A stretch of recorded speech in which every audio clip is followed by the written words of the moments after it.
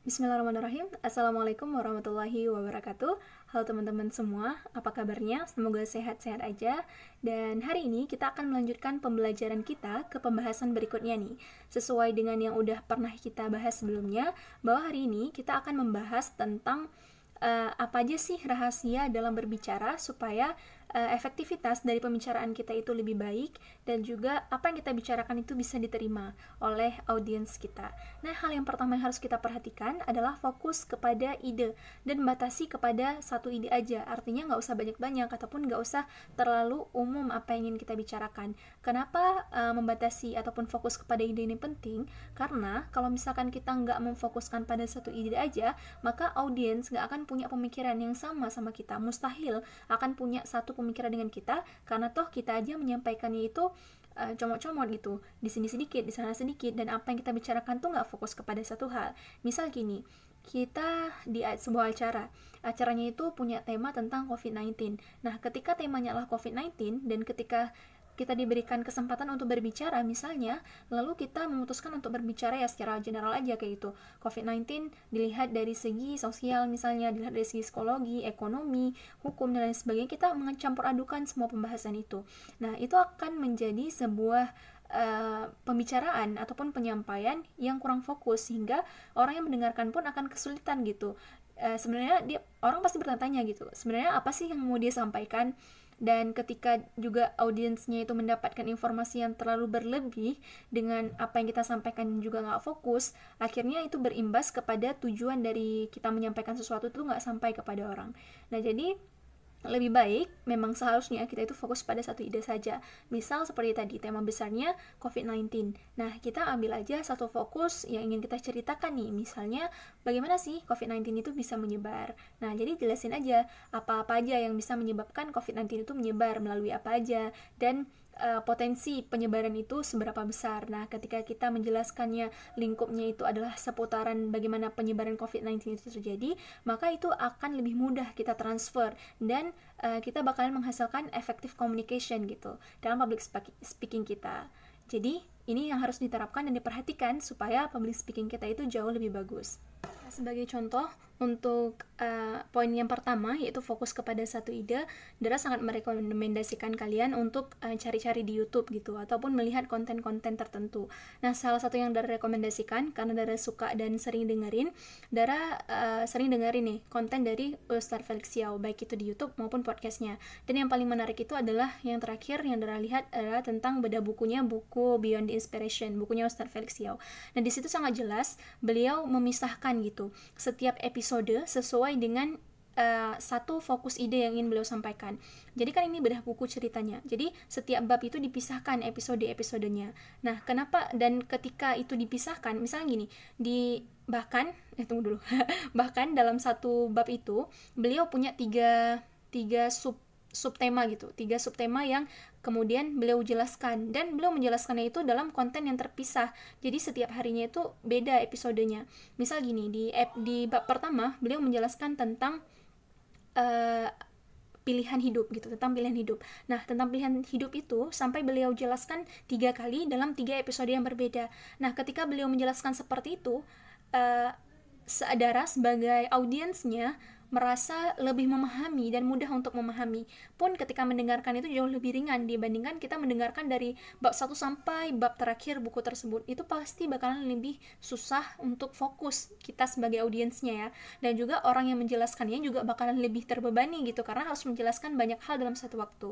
Nah, jadi ketika Dara mendengarkan dari episode 1, 2, 3, 4, dan sampai seterusnya, Dara merasakan benar-benar mendapatkan gitu, apa sih sebenarnya yang ingin beliau sampaikan itu, apa sih sebenarnya ide yang ingin beliau transfer kepada audiensnya, dan Dara bisa berhasil mendapatkan itu. Nah, jadi hal itu menunjukkan bahwasanya fokus kepada satu ide akan membuat komunikasi kita itu jauh lebih efektif. Poin kedua yang penting yang harus kita perhatikan dalam public speaking, supaya public speaking kita itu jauh lebih bagus, adalah berikan alasan kenapa hal itu penting. Artinya hal itu adalah apa yang kita sampaikan itu kenapa penting.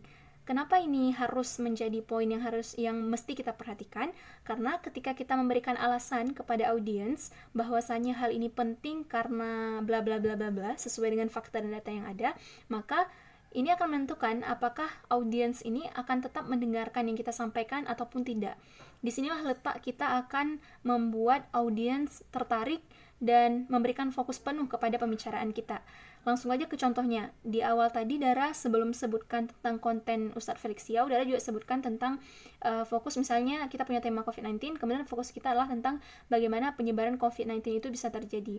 Nah, ketika kita menjelaskan di awal bahwasanya fokus kita ini, kemudian kita memberikan alasan kenapa perlu kita membahas ini, karena ketika kita mengetahui alasan ataupun penyebab penyebaran COVID-19 ini bisa terjadi, kita akan bisa lebih mawas diri dan menjaga apa saja yang harus kita lakukan. Artinya kita akan berusaha untuk memprotek diri kita dari hal-hal tersebut. Makanya kita harus tahu penyebabnya apa. Nah, itu nanti kita kemas gitu dengan kosakata, dengan pilihan kata yang bagus, yang menarik, sehingga orang bisa benar-benar mendapatkan gitu alasan kenapa sih kita membahas hal tersebut. Atau kita lanjut ke contoh kedua tentang kontennya Ustadz Felix Xiao. Misalnya di episode pertama, beliau menjelaskan tentang pilihan hidup. Kemudian beliau menjelaskan yang pertama itu adalah seputaran pertanyaan why, kenapa penting untuk mengetahui ataupun kita membahas hal ini. Kemudian beliau menjelaskan bahwasanya hal yang pertama harus kita jawab itu kenapa why, kenapa bukan what duluan, ataupun kenapa bukan how, bukan apa itu pilihan hidup, ataupun bagaimana itu pilihan hidup, bukan, tapi kita harus tahu dulu alasan kita tahu ini untuk apa ya. Ya, beliau juga menjelaskan kemudian alasannya adalah bla bla bla bla bla gitu. Nah, makanya kalian harus nonton gitu kan apa yang beliau sampaikan. Nah, ketika beliau menyatakan alasan beliau mengangkat tema why, ataupun mengapa kita harus tahu tentang pilihan hidup, akhirnya Dara sebagai orang yang mendengarkan waktu itu juga sangat penasaran gitu, mau mendengarkan lebih lanjut. Sebenarnya apa aja sih yang bakalan dibahas berikutnya? Dan menurut Dara, ketika beliau memberikan alasan atas beliau memilih fokus tersebut, itu sangat menarik gitu, dan itu penting bagi Dara selaku audiensnya, dan akhirnya Dara memutuskan untuk continue mendengarkan konten-kontennya. Dan mungkin juga satu sisi ada orang yang ketika kita memberikan alasan kita menyampaikan hal tersebut, akhirnya dia memutuskan bahwa oh untuk aku ini nggak penting, ya udah dia nggak mendengarkan lagi. Nah disinilah letak kita akan benar-benar menentukan orang yang mendengarkan ataupun audiens kita akan memutuskan untuk tetap mendengarkan pembicaraan kita ataupun enggak. Dan di sini ini menjadi poin yang penting yang harus kita sampaikan dalam public speaking, dan juga harus disampaikan di awal-awal public speaking gitu. Kenapa sih kita fokus kepada hal ini? Selanjutnya, hal ketiga yang penting untuk kita perhatikan dalam public speaking ini adalah tentang membangun ide. Kan gini, di awal kita udah mengatakan ataupun menyebutkan bahwasanya kita akan membahas tentang satu fokus. Kita ambil contoh yang pertama aja, penyebaran COVID-19 gitu. Gimana COVID-19 ini bisa menyebar. Kemudian kita memberikan alasan, kenapa sih kita perlu membahas ini? Karena dengan kita mengetahui penyebab penyebaran ini, kita akan bisa menjaga diri kita. Kita akan lebih antisipasi gitu ketika ingin melakukan sesuatu. Dan kemudian setelah kita menyebutkan alasannya, kita mulai membangun gitu ide yang ingin kita sampaikan. Jadi seperti kita mulai untuk meruntutkan apa-apa saja yang akan kita bahas. Pertama itu harus dari umum. Kita harus mencoba untuk menjelaskan di awal apa sih sebenarnya penyebaran apa sih sebenarnya COVID-19 itu. Kita jelaskan dulu secara umum, walaupun yang ingin kita jelaskan adalah penyebaran COVID-19-nya, tapi berikan pengetahuan secara umum tentang COVID-19 itu apa. Kemudian setelah kita membangun ide tentang COVID-19 sehingga orang bisa paham, kita menjelaskan bahwasannya ini adalah sebuah penyakit yang disebabkan oleh virus misalnya, yang nantinya akan menyebar melalui beberapa kondisi ataupun beberapa hal ataupun beberapa penyebab. Kemudian kita sebutkan terus gitu, penyebabnya yang pertama adalah karena apa, yang kedua karena apa, yang ketiga karena apa. Dan setiap poin-poin yang kita sebutkan itu, kita harus menyebutkan fakta ataupun data-data yang mendukung poin-poin yang kita sampaikan, sehingga orang akan lebih percaya. Dan bahkan yang lebih bagusnya, ketika kita menyebutkan data, sumber, dan juga ya data dan sumber, mohon maaf, data dan fakta, kita menyebutkan sumbernya, kita mendapatkan informasi itu dari apa. Misal informasi tentang bahwasanya penyebaran COVID-19 itu bisa terjadi lewat bersin. Misalnya ada orang yang bersin, kemudian cairan-cairan yang keluar ketika bersin itu menempel misalnya, ataupun dia itu terbang gitu, bukan terbang juga sih misalnya nempel ke tubuh orang lain ataupun terkena gitu bagian wajah orang lain dan lain sebagainya, itu bisa menyebar. Nah, kita mendapatkan informasi itu dari website WHO misalnya, ya website WHO gitu. Nah, itu kan udah lebih terpercaya, bukan asal-asalan kita bilang, karena kalau misalkan apa kuasa kita gitu sebagai seseorang yang cuma menyampaikan informasi, ya kita cuma bilang aja seolah-olah itu pemikiran kita, seolah-olah kita yang udah lakukan penelitian, padahal kan nggak ada. Jadi kita harus sebutkan sumbernya itu kita dapatkan dari mana. Nah, berbeda halnya dengan opini. Kalau opini ya bebas aja, karena itu kan pemikiran kita, hasil pemikiran kita. Jadi kalau misalkan kita menyebutkan fakta, data, dan lain sebagainya yang berhubungan dengan angka-angka, kemudian hasil penelitian, kita harus menyebutkan sumbernya itu dari mana. Nah, balik lagi untuk membangun ataupun menyusun ide-ide yang ingin kita sampaikan, setelah kita ke pembahasan apa-apa aja yang menjadi penyebabnya, kemudian kita jelaskan juga ataupun kita berikan juga contohnya, contoh dari setiap poin yang kita sebutkan tadi. Ini menjadi penting supaya orang jadi jauh lebih paham gitu dengan apa yang kita sampaikan. Audiensnya jauh lebih mengerti dengan apa yang kita sampaikan, jauh lebih mudah maksudnya. Dan kemudian misalnya misalnya kita juga mau menyelipkan gitu, mau menyelipkan informasi terkini tentang poin-poin yang kita sebutkan, bahwasanya hal itu memang benar-benar terjadi, itu juga boleh gitu. Dan mungkin di akhir nanti kita akan menyebutkan conclusion ataupun kesimpulan dari pembicaraan kita. Akhirnya kan pembicaraan kita itu dari umum jadi makin spesifik. Dan yang terakhir jangan lupa simpulkan supaya orang-orang ataupun audiensnya itu jadi tahu intinya apa sih sebenarnya yang mau dia sampaikan itu dirangkum gitu. Dan juga akan bagus ketika kita ketika kita memutuskan untuk membahas sesuatu kepada orang lain, mungkin untuk menjadi pemantik gitu, untuk menjadi penarik perhatian. Di awal kita bisa mengutip quotes ataupun bisa menyampaikan ataupun menampilkan video dan lain sebagainya, hal-hal yang menarik lah, yang bisa menarik perhatian audiens, supaya apa yang kita sampaikan, ide-ide yang sudah berusaha kita bangun dengan sebaik mungkin itu bisa benar-benar tersampaikan. Jadi sebenarnya di bagian ini, di bagian membangun ide by ide ini sangat didukung dengan hasil pencarian kita gitu, hasil bacaan kita, hasil penelitian juga boleh kalau kita memang melakukan penelitian terhadap sesuatu. Nah, jadi kita itu ketika sudah memutuskan untuk fokus kepada satu pembahasan, kita sudah tahu alasannya kenapa kita memilih pembahasan tersebut, kemudian kita harus benar-benar mempersiapkan apa-apa saja sih yang harus kita bicarakan, poin penting apa saja yang harus kita sampaikan sehingga bisa mewakili fokus pembahasan kita tadi. Dan ini tuh harus dibuat gitu. Kalau misalkan Dara ya secara pribadi, Dara bakalan buat dulu di kertas, bakalan coba-coba nulis dulu, baca dulu artikel sampai 10 artikel, kemudian nulis poin-poinnya, kemudian yang bisa diambil ya diambil, kemudian kita susun, kita rangkai, kita pilih diksi yang bagus, yang tepat, supaya audiens kita itu jauh lebih paham. Dan yang paling intinya adalah ide yang berusaha kita sampaikan itu benar-benar bisa tertransfer kepada orang lain.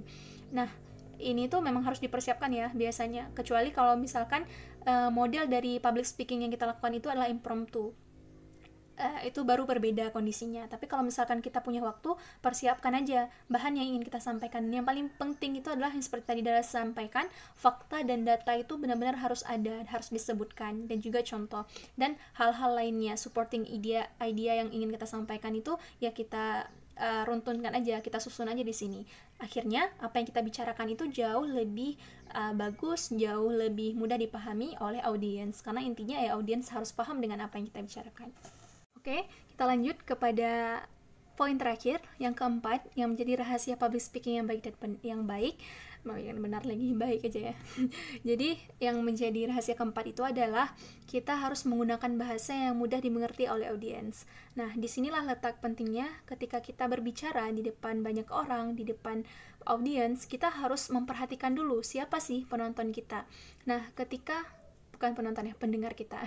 Jadi misalnya nih, pendengar kita itu adalah anak-anak, berarti kita harus menggunakan bahasa yang mudah dimengerti oleh anak-anak. Jangan banyak menggunakan istilah-istilah bahasa Inggris misalnya. Jangan banyak menggunakan bahasa ilmiah. Jangan menggunakan bahasa-bahasa yang tinggi, yang sulit dimengerti, yang terlalu baku. Karena ya sama aja, mereka nggak akan tahu dan nggak akan paham apa-apa. Dan di awal pun mereka ketika mendengar, mereka nggak akan tertarik gitu dengan apa yang kita sampaikan. Nah juga ketika misal audiens kita adalah orang tua, Dan juga di sini penting kita harus memperhatikan bahasa yang kita gunakan. Ketika yang menjadi audiens kita orang tua, maka kita nggak bisa memaksakan kita harus berbicara formal sekali, karena itu akan membuat mereka jadi sangat-sangat kaku gitu. Jadi suasana itu sangat sangat menegangkan. Jadi kita akan berusaha untuk membentuk ataupun membangun suasana yang lebih menyenangkan, lebih rileks, lebih tenang dan santai. Dan kita juga ketika menyampaikan nggak boleh tergesa-gesa, nggak boleh terlalu cepat, tapi harus lebih pelan dan lain sebagainya. Dan mungkin juga ketika kita berada di kelas yang audiens kita itu adalah sama-sama mahasiswa, sama-sama siswa, dan kita juga di sini ya harus memilih gitu, mau berbicara dengan gaya apa yang harus sesuai intinya dengan audiens yang ada. Dan juga penggunaan bahasanya. Jadi misal nih, kita berada di kampung, seperti sekarang kami sedang melaksanakan KKN di kampung sendiri, di kampung Pasar Indrapuri. Nah, mungkin ketika komunikasi dengan warga kampung, itu akan jauh lebih mudah dipahami ketika kita menggunakan bahasa Aceh. Ya udah, berarti gunakan aja bahasa Aceh, supaya inti yang ingin kita sampaikan itu benar-benar bisa tertransfer kepada orang tersebut. Nah, jadi ini itu sangat penting ya, ketika kita udah melewati poin pertama, kita udah siap di poin kedua, kita udah mantap di poin ketiga, tapi di poin keempat kita malah nggak terapkan, maka ya sama aja, semua yang udah kita persiapkan itu kayak hilang gitu aja, karena bahasa inilah yang akan menjadi penyambung gitu, penyambung antara kita dengan audiens kita. Jadi sangat penting, sangat perlu kita mendeteksi gitu. Kita melihat dulu siapa yang menjadi audiens kita. Kalau memang audiens kita itu orang internasional, sangat mustahil kita berbicara bahasa Aceh, mereka nggak akan paham. Jadi gunakan bahasa internasional, gunakan sekurang-kurangnya bahasa Inggris. Walaupun misal mereka dari Palestina, pasti mereka bisa bahasa Inggris. Jadi gunakan bahasa Inggris untuk berkomunikasi ataupun berbicara di depan mereka. Nah, jadi inilah poin-poin penting dalam public speaking yang menjadi rahasia public speaking kita itu bisa jauh lebih bagus. Nah, di sini Dara juga masih belajar. Semoga video ini bermanfaat dan mohon maaf atas segala kesalahan.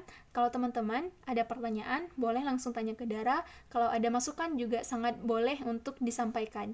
Jadi sekian dulu pembelajaran kita tentang ini. Semoga bermanfaat. See you di pertemuan berikutnya. Terima kasih. Wassalamualaikum warahmatullahi wabarakatuh.